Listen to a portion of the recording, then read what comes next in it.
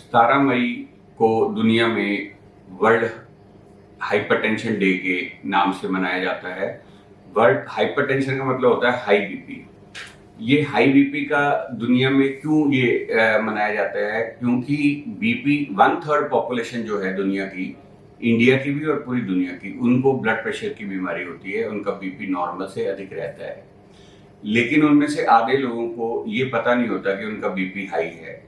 और इसकी वजह से वर्ल्ड हाइपरटेंशन डे पे इस बार जो थीम रखी गई है वो है कि आप अपने ब्लड प्रेशर को मेजर करें, कंट्रोल करें, और उसको, अगर आपने लंबा जीना है तो ब्लड प्रेशर को मेजर करना, कंट्रोल करना और उसका इलाज कराना बेहद जरूरी है। इसी थीम पे इस बार का वर्ल्ड हाइपरटेंशन डे मनाया जा रहा है।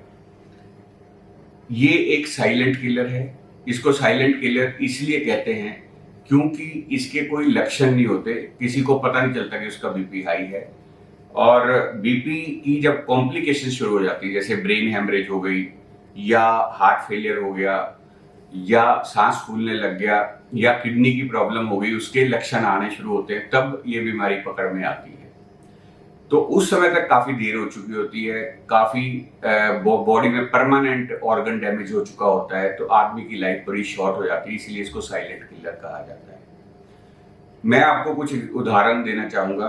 जैसे एक अभी कुछ दिन पहले एक 25 साल का लड़का, जिसका ब्लड प्रेशर बहुत हाई था, उसको सांस फूलना शुरू हुआ, तब वो हमारे पास आया, देखा बीपी 200/150 है।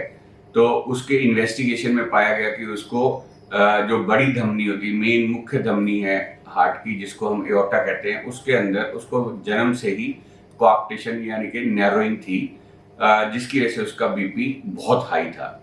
तो उसको हमने जब उसको कोआक्टेशन को बैलून से और स्टेंट से खोल दिया, उसके बाद उसका बीपी नॉर्मल हो गया। उसी तरह से एक 35 ईयर फीमेल, जिसका ब्लड प्रेशर बहुत हाई था और पोटेशियम कम था, उसका हमने सस्पेक्ट किया कि एक हो सकता है इसका बीपी इसलिए हाई हो कि इसके एड्रिनल ग्लैंड के अंदर ट्यूमर हो, क्योंकि उसमें पोटेशियम कम हो सकता है। तो इसको हम एडिनोमा बोलते हैं, एड्रिनल ग्लैंड का। तो उसके अल्ट्रासाउंड में उसको कंफर्म किया गया, सीटी स्कैन किया गया पेट का, उसमें एडिनोमा निकला एड्रिनल ग्लैंड का, और उसके ऑपरेशन के बाद उसको बीपी की बीमारी खत्म हो गई। इसी तरह से एक बुजुर्ग जो 65 ईयर ओल्ड थे, उनको हार्ट की बीमारी के साथ साथ बीपी की भी बीमारी हुई, बहुत तेज बीपी रहने लगा। तो उनका एंजियोग्राफी में हमने पाया कि हार्ट की बीमारी के साथ साथ उनकी किडनी की नसों में भी कोलेस्ट्रॉल डिपोजिशन से एक 90% ब्लॉक हो गया है। उसकी जब हमने एंजियोप्लास्टी स्टेंटिंग करी, तो उस ब्लॉक को खोलने के बाद उनका बीपी नॉर्मल हो गया।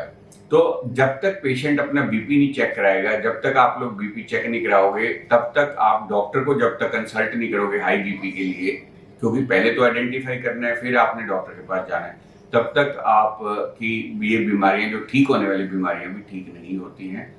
और अल्टीमेटली आपको या तो ब्लाइंडनेस के बाद, या ब्रेन हेमरेज के बाद, या किडनी फेलियर के बाद, या हार्ट फेलियर के बाद इस बीमारी का पता चलता है।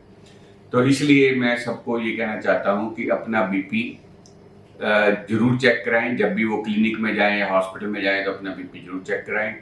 और अगर किसी का बीपी हाई है तो वो एक अपना ऑटोमेटिक बीपी इंस्ट्रूमेंट घर पे रखे और अपने बीपी का ट्रैक रखे। जिसका बीपी हाई है, जब तक वो नॉर्मल नहीं हो जाता तब तक उसको डेली चेक करना है। जब वो नॉर्मल हो जाए तो भी उसका हफ्ते हफ्ते में चेक करना है। तो अगर आप अपना लंबा जीवन और स्वस्थ जीवन जीना चाहते हैं, तो keep track of your BP, measure it, control it, then only you can live long. Thank you.